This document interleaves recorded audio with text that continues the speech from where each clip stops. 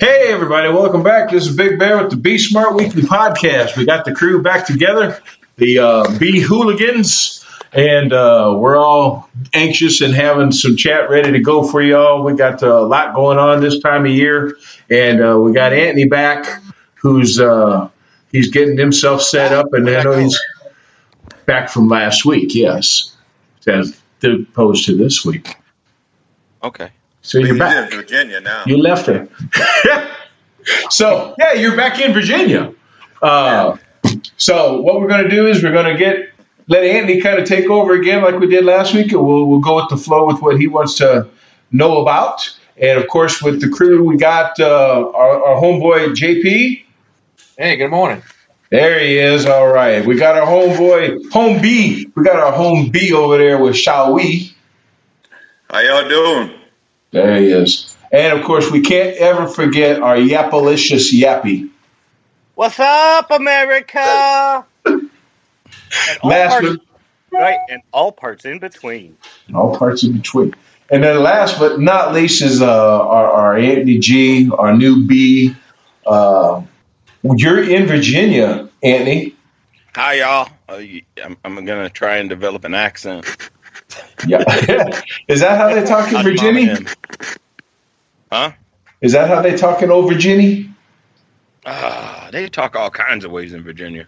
I haven't figured it out yet. I got to think slower. I mean, listen slower, I guess. You know, when I came out here, I was look up bee clubs in the area. I've got a week left or so I'm going to go ahead and do that and see what I can find out here. Cool. You know, because last week we were talking about first-time beekeepers getting ready for spring. There was some conversation, not last week, but I'd like to talk about early splits, so I know what to look for, because I'm going to be keeping bees both in Virginia and Nebraska. So traveling between the two places, I want to be sure that I'm able to manage my bees properly. So you're talking when you get a start on your next year, because when you first get your hives, I'm hoping you're not going to try to split your first nukes. I'm going to do what I'm told. Or is that one of those things that I have to learn, huh, Jeff?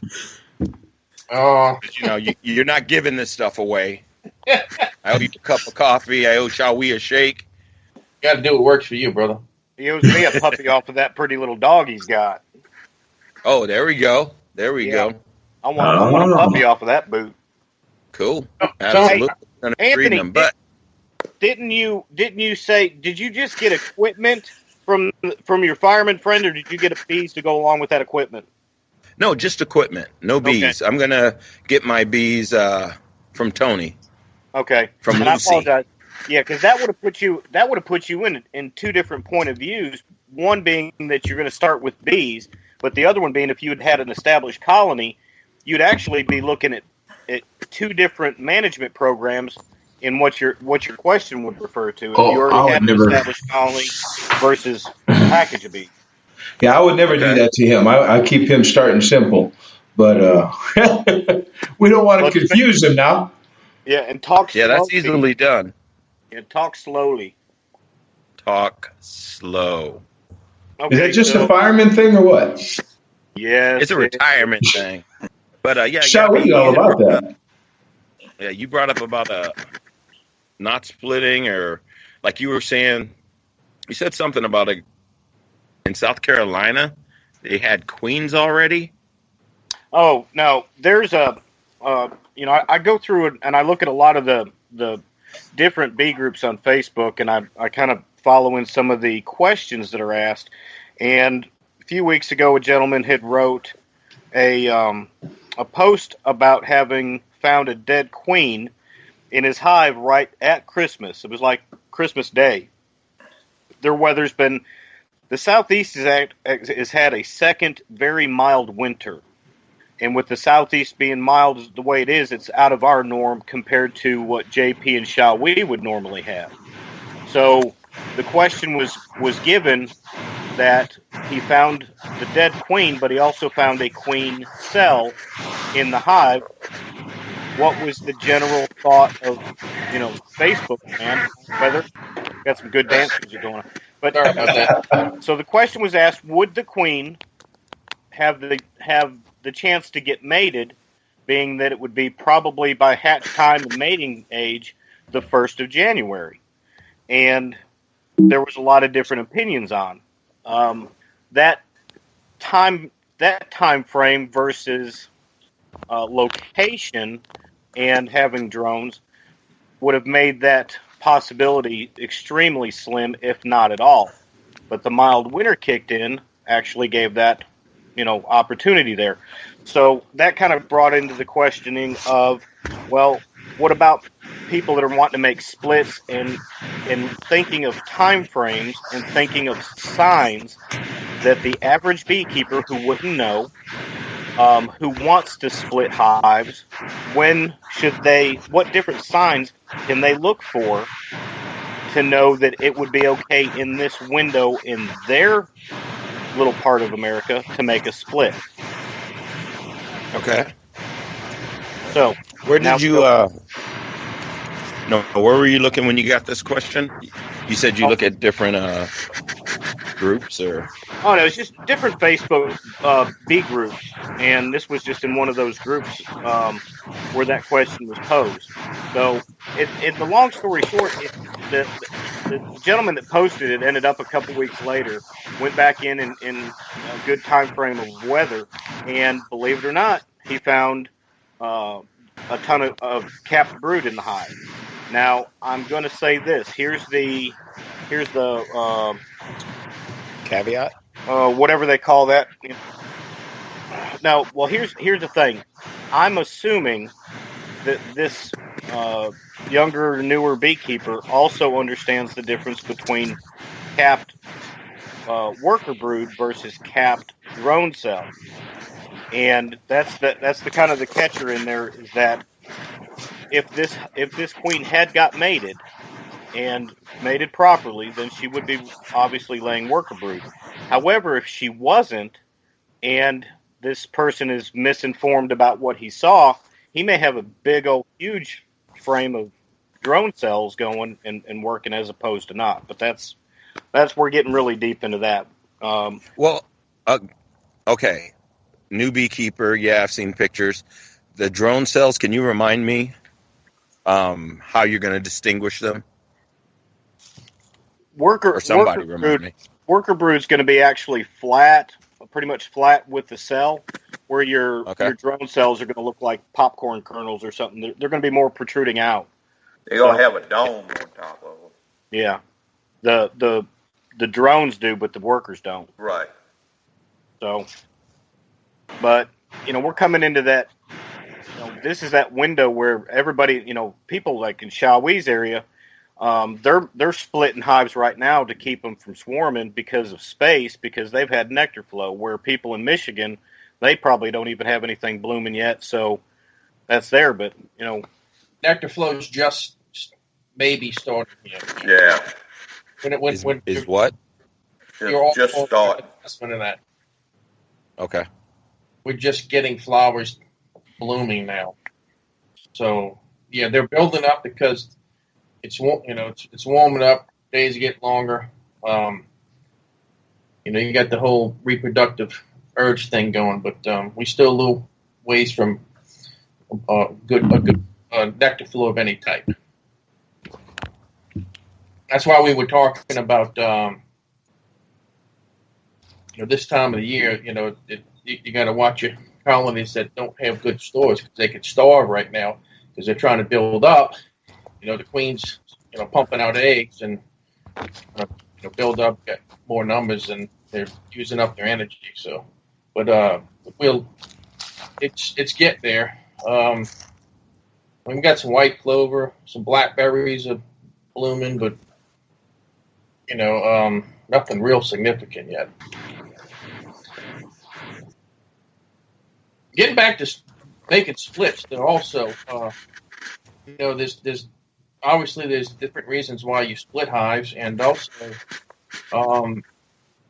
depending on what you have access to, woodenware wise, you don't always need to make, a split into a 10 frame setup, or 8-frame setup, you can make mini splits. If you got a hive that's made a bunch of swarm cells and it's got really good numbers, depending on what you want to do. If you want to grow your apiary, you can make 3-4 mini splits utilizing nucleus colonies, Anthony. And that's why. And when we talk about attaining bees, and the subject of cutouts comes up all the time, and people talk about freebies, and which is no such thing as freebies. We know that, but attaining bees from cutouts, that's the most difficult way, obviously, to get bees. I mean, you're having to deal with construction issues, buying a bunch of tools, etc. But you could split your hives and catch swarms, and those are some of the obviously easiest ways to grow your apiary. You mentioned Jeff. What would you say? Swarm? You said swarm cells. Yeah, when spring's coming, it's warming up. Your queens are going to start laying. Okay, more worker brood, and she's going to start laying some unfertilized eggs, which will hatch into drone cells. Okay, because okay, everything's geared towards that reproductive urge. Okay, and so with that, if you wait a little bit too long, then they're going to start making queen cells. Because that first swarm, whatever swarm period you're looking at, for whatever the reason that they've decided or they're deciding to swarm, they're going to make queen cells because that first swarm is the prime swarm, is what that's called, Anthony. And the mated queen's going to go with that swarm. So they make. Wait. You said the mated queens, multiple. No, the mated queen. The old queen. Okay. The old queen. Okay. The old queen will go with the swarm. Yeah, she's going to go with that swarm, and then you have a bunch of they don't just make one queen cell. They make a bunch of them. So what do you do at that point when you hive got a bunch of queen cells? You still have good numbers and they haven't swarmed yet. You need to make a decision. You need to go ahead and move that mated queen with a certain amount of bees into another setup. And if you have queen cells, they've made that decision. They've already made it. They're going to swarm. They want to swarm. So, but you can go in and you can make a bunch of mini splits. Maybe 3 to 5 frame splits utilizing nucleus colonies. Okay, or you can make one big split, just split them in half, and you could there's different ways you could do it. You could allow without getting into the logistics of that, but well, let's get it. Wait a minute. Let's get into the logistics because I think somebody like Antnee's got something he's working towards with finding out what's a split. And we talk about okay, with these kind of splits, that kind of splits. Well, really, what is a split? Let's tell the folks because when I think of a split, how do I make a split versus how Jeff makes a split? Go ahead, Yappy. You're in the yapping mood. No, let's put it this way. I got a whole. I could give you 20 minutes worth, but I'll tell you when it comes to the split making, I'll tell you the man that I would go to is Shawee on splits.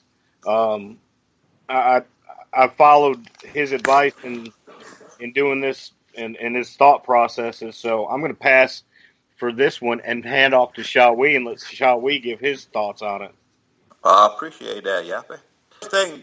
The first thing for somebody that want to split a hive, and like I said, I get a lot of questions with it. You have to have drones flying. If you have drones, then you're good to go to do a split. And then the second thing is you have to have a good bit of bees to do your split. You can't take 5 frames and want to split them thinking that you're gonna do something with that. It's not gonna work out. But what I do is, I grab, so I can take a double deep and make 5-6 hives out of it, just by splitting and putting in my queen cells. But somebody that have a year under their belt and they want to split their hive, what I would recommend is when they have drones flying, not when they're making drone cells or just laying their drone eggs or whatever. Uh, you have to have them flying. When you do that, it's different ways you can do it. If you're good at finding the queen, you can take the queen out and some 2 or 3 frames of cat brood and some honey and pollen and set it up in another hive and let them make a queen. Or you can do a walk-away split, which you divide the hive, the boxes equally, as long as you have eggs in each box. You don't have to find the queen, because the one that has the queen, they won't make no queen cell. The other ones will. You know, that's ways to do it. You know, I do it more of a commercial type deals. You know, I could take, 20 frames of bees and make 10 hives out of it. Make little nukes with them because I have access to queen cells and stuff like that. But Well, shall I we? would recommend, yeah. When you make split, you're talking 20 frames of all bees, or are you mixing them up? Like some people will take X number of bees, X number of resources, pollen, honey, whatever, Well, to make a certain size split. So how do you make what proportions and all that?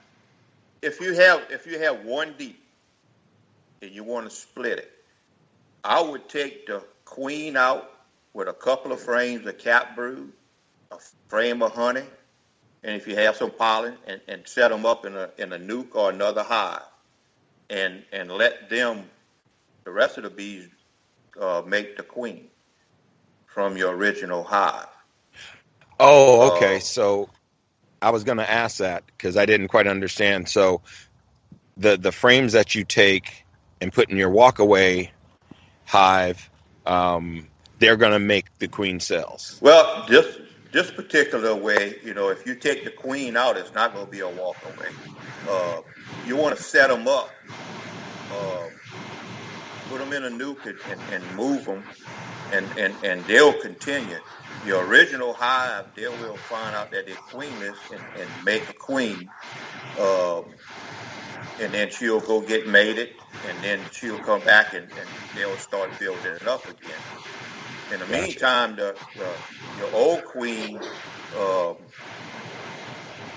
they're going to be building up too. So you basically have your 2 hives. It's multiple ways of doing it. The easiest way, especially for people that can't find queens, is to make sure they have eggs in each box they split. Like if you got a double deep and you want to split it equally, as long as you got eggs in each one, it don't matter which one that has the queen, because the other one will have stores and have eggs to make the queen. See? I got to take an earplug out. I can't hear myself talking. So, JP, when you do splits, how are you making them? And why? Under what circumstances? I think Yappy talked about something. This is even interesting, is because we were talking earlier at some point about different reasons for making splits. There's a reproductive splits because you want to make more colonies from what you have, but then there's also preventative splits. So how often are you involved in preventative splits and versus reproductive splits? Basically, all what I do is preventative to stop them from going into the swarm mode, because they're going to do that anyway. So, if you go into your hive and they're already building queen cells, swarm cells, and you just want to continue on with just 2 hives. You don't want to make, 7 hives or 6 hives out, utilize it, the queen cells. What you do is you take your old queen out and a couple of frames of cat brood and stuff and some bees, and they'll think they swarm. And then you can let that other hive continue on because the old queen's not there. The numbers dropped. and they think they swarm, so they're good to go. And you just let the queens work their way out. You know, you don't go in and I have some people say, oh, you kill all the queens except one cell. Well, what happens if that's a bad cell?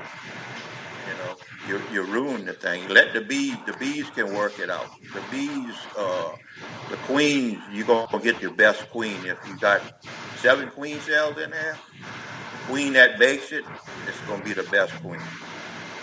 Okay. If you go ahead and you start killing the queen cells, smashing them, and you leave one, you know, I have some that the queen never hatched, and it looks perfect. You know, then what you do, you're back to square one again.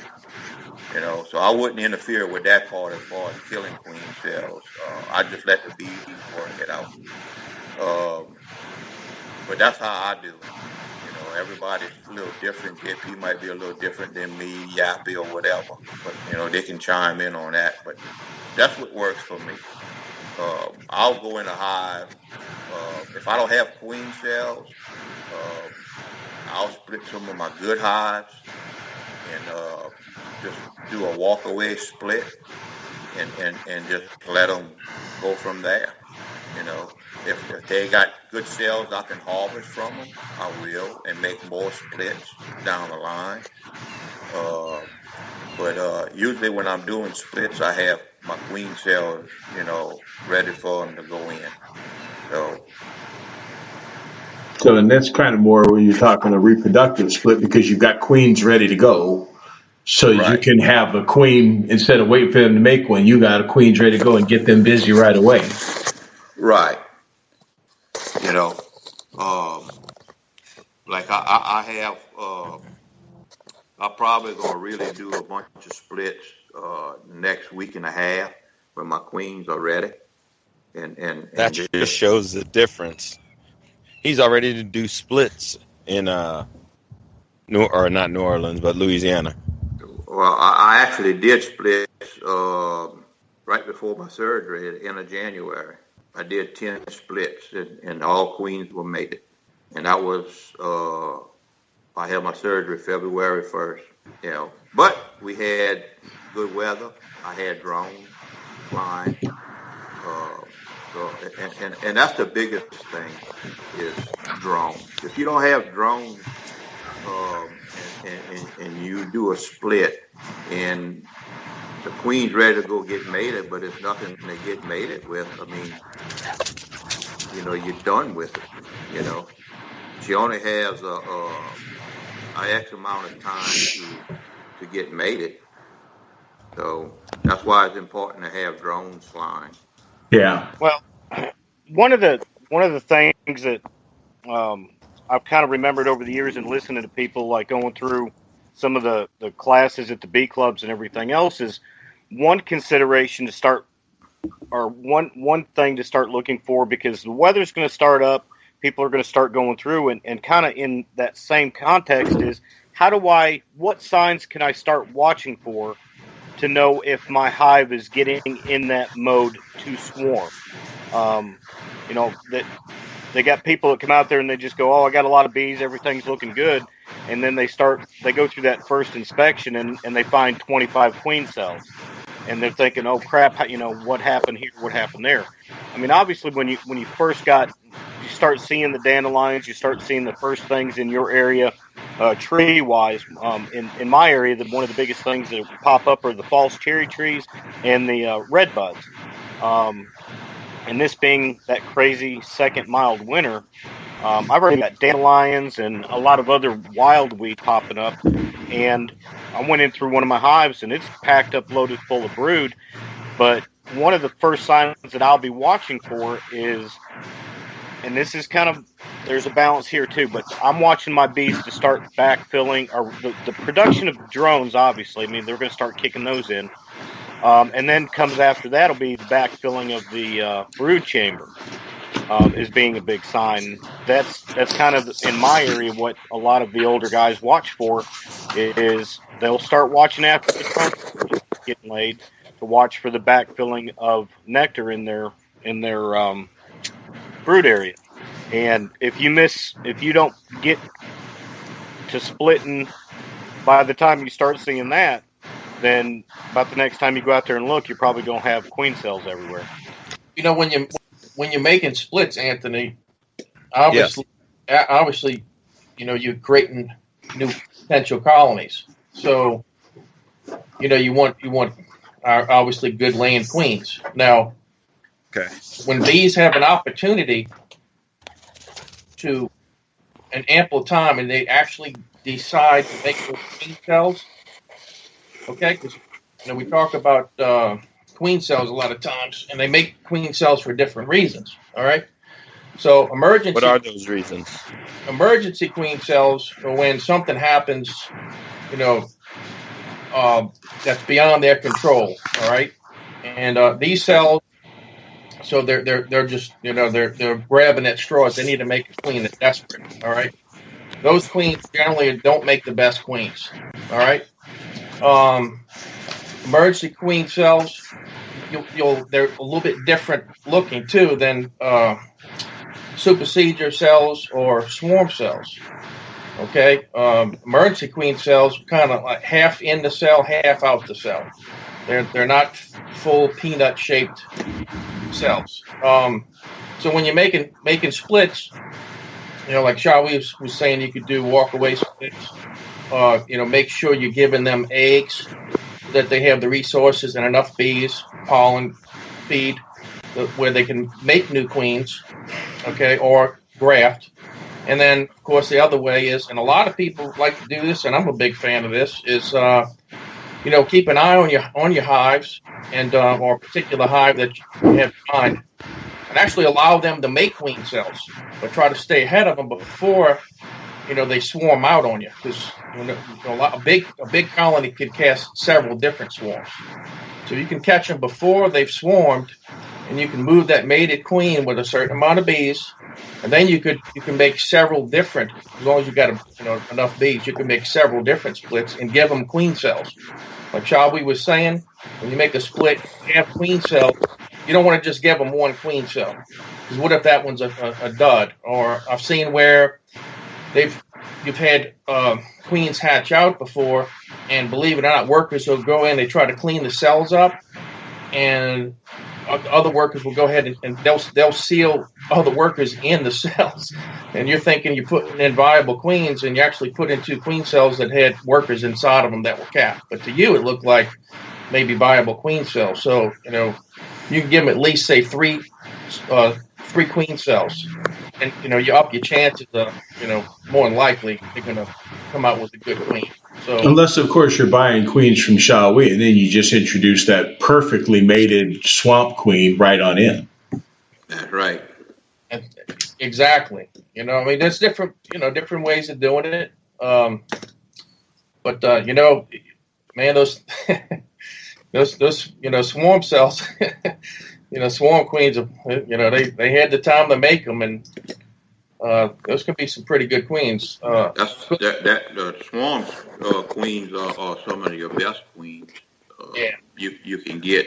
And the next in line is graft. And when you do a walkaway split, it's you know, the bees aren't geared, and they realize they're queenless, so they go and make queen cells, which you can get some real good queens from them, you know.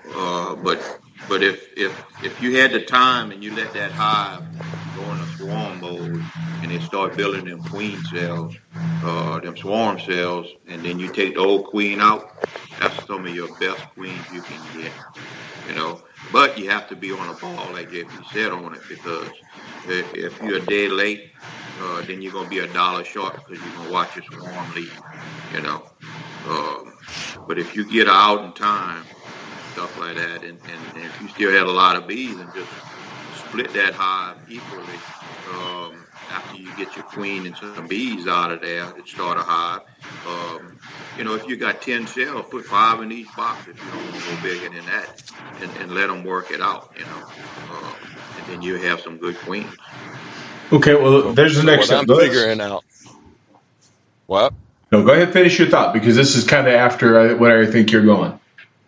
Okay, yeah. Well, my thought is, yeah, I don't have nearly enough equipment, because I need to be ready like you've been telling me, Tony, and what you had expressed also, JP, be ready in case I need to split. So yeah, I'm going to be getting a lot more equipment. One thing about the bees, though, they won't wait for you. Yeah. Now, look, there's a lot of beekeepers out there, Tony, that they have fellow beekeeping friends that come in and work the hives with them, and if you need to resolve that reproductive urge, if you don't have enough equipment, and your hives are about to swarm on you, they'd be more than happy to split them for you and take those splits away and leave you with a manageable amount and to where you maybe curb that urge to swarm. So, you don't have to start buying all this equipment. Make some friends over there in Virginia and Nebraska, and they can help you with that too. Hey, baby steps, man. Don't get overwhelmed. Yeah. Well, it's a friend of mine in Nebraska. Well, they're actually in Council Bluffs. That we're gonna have is where I'm gonna have my hives, and I've got 13 acres of land just to put different hives on. And yeah, I've got friends, right, Tony? Got friends. I can help you build something. That's right. You got us, Antnee. Absolutely. Yeah, we'll be like Absolutely. prison pen pals. Care about you, man. Yeah. Okay, which one of us has the more likelihood of being in jail? I resemble that remark. Anyways, I've been there. Didn't stay long. I want to get back because I wanted to get to Shawi on this one, and I think Yappy too. I picked your brain on this on the phone the other day. Make a split. I want you to tell me frame by frame what you're putting in that 5-frame box to make a good split. You got 5 frames in a nuke box, Shawi. What are you putting in there? 1 frame at a time. And you talk about with the old queen? You tell me. You're making a split. You got 5 frames to put in. Tell me your split. If I go to a hive and I just want to just split it, what I would do is I would take 2 frames of capped brood out, and I take a frame of pollen and a frame of honey, and just a drone frame. If you don't have that, you can just put one with foundation in. I'll get the queen and introduce to, I'll put the queen in there and I'll shake some bees, and then I'll move to another yard, and I'll let that other, I'll let the hive make the queen. Let them make their queen from the original hive. I would take the old queen and a couple of frames of capped brood out of it and set it up somewhere else. Interesting. Okay, I've heard I don't know, old beekeepers thing, a lot of places, and I've seen this work in different ways. But I want to, again, we got you guys here. Let's pick your brains a little bit. One thing says about when it comes to the drones and making queens and the timing and all that is that you can't get quality queens unless you've got at least 50 hives in the area to produce enough drones to get properly mated. Throw that out to you. The thing is, she would fly a mile and a half away from your yard to get away from the drones that's there, so they won't have that interbreeding. I actually have drone yards that's set up a mile from where I'm at when I graft and get my queens mated in my 2 areas. Because 99% of the time, that's where she's going to go. She won't stay in a close by from where she's originally from because she don't want to get inbred. You see, so she actually flies a mile or so to get mated from other drones in the area. Right. So that's okay. That brings up a question. So when you split, do you automatically take that hive to? You say you take it to a different land or a different apiary? I'll take the old queen and my nuke that I set up in another area. Okay. When I do it in my mating yard, like in my backyard, I do a lot of my stuff there. Okay. But I also have hives that's a mile away from me, a mile and a half, that I make a lot of drones with my genetics I'm looking for. Because I want my queens to mate with the genetics I'm looking for. You can't have them in the same yard because she won't stay there. She'll fly away from there to get away from the drones that's in the yard with her, so they don't have an inbred. She don't want to breed with their own drones and stuff. So she'll fly, a mile or so away from it to mate with other drones. So she's going to go looking for the drone congregation area by that other apiary. Right. Now, how many hives do you place in that drone yard of yours? I put 5. About 5? Yeah. And I put 1 to 2 frames of drone comb in it to draw. But that's a lot of drones. Yeah. You would get other drones to come in, but you actually flooding that area with your drones, with your genetics you want. Right. So yes, you might get mated by a few other drones that's not there, but the majority of it's going to be the drones that you set up on.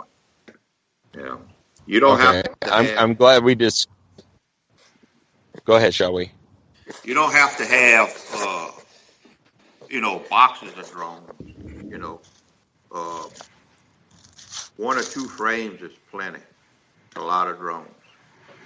Yeah, but now... Yeah, I'm glad you clarified that, because I was thinking you split, and once I split, I just go ahead and put another hive on my hive stand right next to, or, somewhere close. I wasn't thinking I had to go to a different yard, when I come to that point. I'm ready to split. If you do a walkway split, you can leave them in your yard, but you need to monitor what's going on, because you'll have a certain amount of bees that want to go back and be loyal to your mated queen. Okay. Okay. But if you're making mini splits, you need enough bees, especially like in a 5-frame setup. It'd be advantageous to move those, maybe a mile or more. And you can always move them back after a couple of days or so. But the whole thing is you need enough bees to keep things going. That's why you'd move them. Okay, so you move them so that they can get that scent and develop that loyalty to that queen. And because you said you can move them back. Right. Well, you don't want to lose your bees because, you split up the hive and some will go back to the parent colony they came from. So if you're moving those nukes, that's what they got to deal with. And so they really have no choice in the matter. That's their new setup and they're going to be loyal to it. If you got enough bees in the area, though, get back to the drones. Nature tries to dictate against inbreeding. If you think about it, not just some bees and all them critters out there. So if you got, we're down south. We have a lot of bees here, so that's usually not a problem. Okay, I'm about to say that kind of started hitting the wrong way, didn't it? Yeah, I had a lot of inbreeding. We're from the south. Don't mind bees now. Come on. Well, when a virgin, queen goes into the staging area, you've seen dogs that go in the heat. It's just like that. That queen will mate with anywhere from 10 to 20 drones.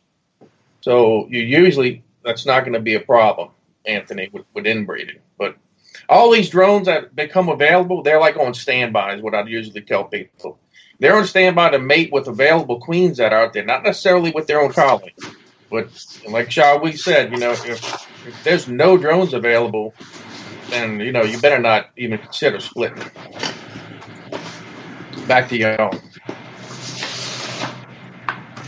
Well, my to-do on a lot of this, because I know we're short time, so I'm going to throw this out there in consideration. for the beekeeper that's kind of following this and is don't get wrapped up on how many hives you have. Think about how many strong hives you've got. And a first-year beekeeper, if you turn around and you started last year with a package, and now you've successfully overwintered, you come out of winter and you've got those bees, remember that every time you pull a split off of a hive, you're reverting it back a time frame. You're taking bees, drawn comb, supplies, everything they've built up, and you're actually reducing the strength of that hive. So consider a management plan, as well as what you're taking has got to be replenished. So, if you've got a hive that's strong and you want to make 3 or 4 splits off of it, you have just essentially made 3 or 4 brand new first year hives. They've got to draw comb, they've got to make babies, they've got to collect stores. And that thought process, you have to look forward and wonder, will this hive be strong enough to make it through winter 6 or 7 months from now? So there's a lot of considerations other than I want to make a split because I want more beehives. Well, first thing is always consider that I want to raise strong beehives so that I can eventually split.